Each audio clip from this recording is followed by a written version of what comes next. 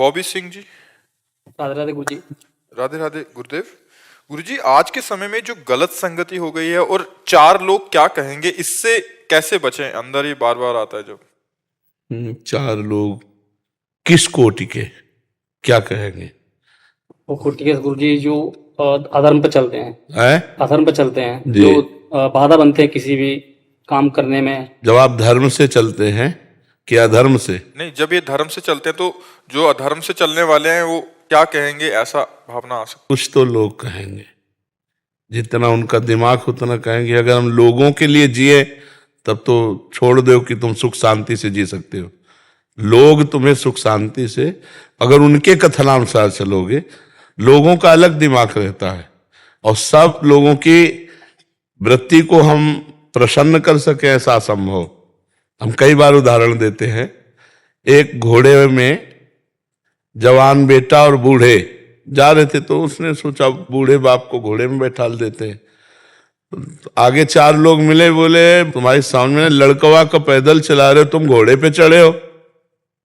बोले बेटा तुम चढ़ जाओ, वो नीचे चले।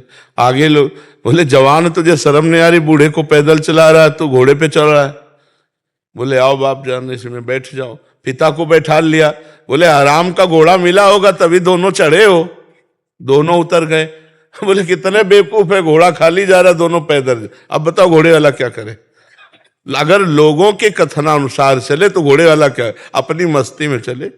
लोग क्या कहते हैं ये हमें मतलब, हमको ये देखना है कि हम गलत तो नहीं है ना।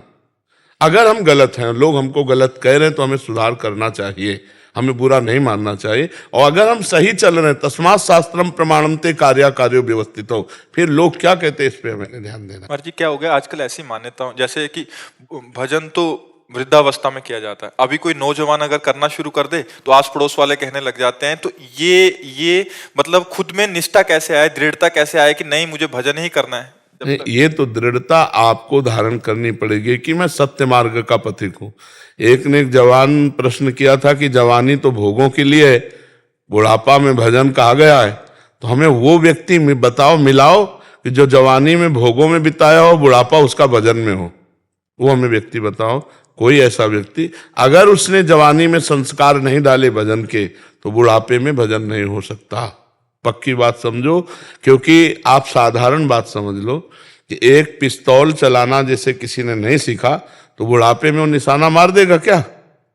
अगर आर्मी में रहा है तो ऐसे फौरन मार देगा, क्योंकि उसका अभ्यास है।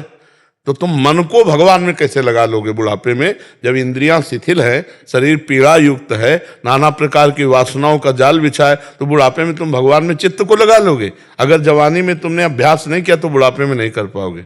देखो आप वृद्ध हो, आप बताओ हमारी बात का कि गलत है कि सही है? आपसे पूछ रहे हैं।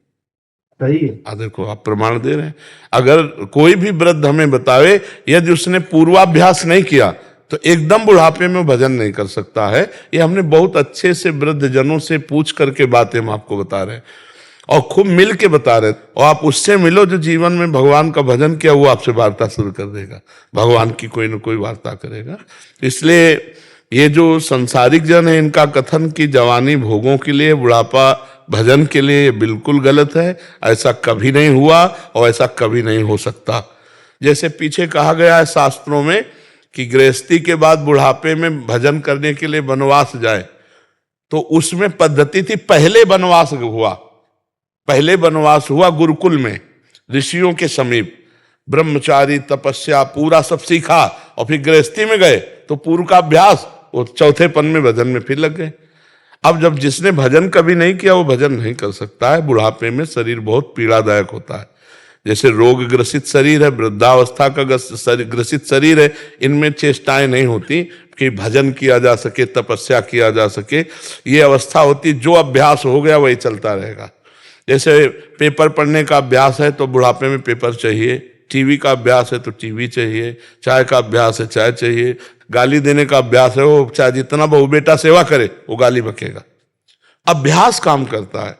अब जैसे अपने लोगों का है, अब बचपन से अभ्यास किया तो भारी कष्ट है, हम इस समय बैठे हैं तुम्हारे सामने, लेकिन अभ्यास है कष्ट से परास्त ना होना, यह अभ्यास किया है तो हम परास्त नहीं है।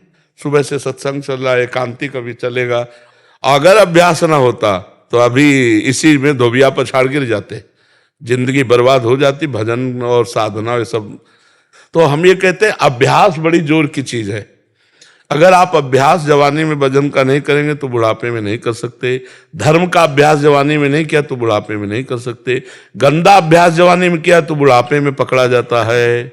ये मत सोचो कि बुढ़ापे में वासना नहीं रहती, इंद्रियां काम नहीं करती, वासना वैसे ही रहती, चाहे 92 वर्ष का हो। ये अवस्था से नहीं जाता, ये भजन से जाता है, भगवान की शरणागति से जाता है।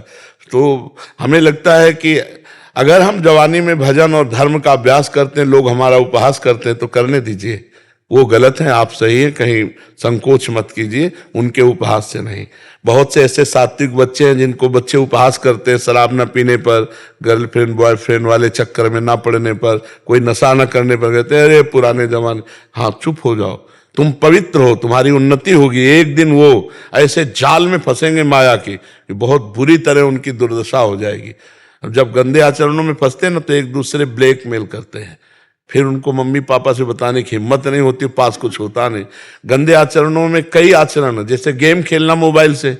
कितने ऐसे बच्चे हैं जिन्होंने अपने घर को खोखला कर दिया, चुरा चुरा के, और गेम खेलना मोबाइल से, हार जाना। और एडवर्टाइज आती है कि उसने 1 मिनट में कई करोड़ रुपए जीत लिए। तो नए नए बच्चे सोचते हैं कि मम्मी पापा के रुपए चुरा कर गेम खेल कर करोड़पति बन जाएंगे। नहीं, गलत बात। जवानी में जुआ खेलना, शराब पीना, पराई माता बहनों की तरफ व्यभिचार दृष्टि रखना, ये सब सर्वनाश की जड़ है।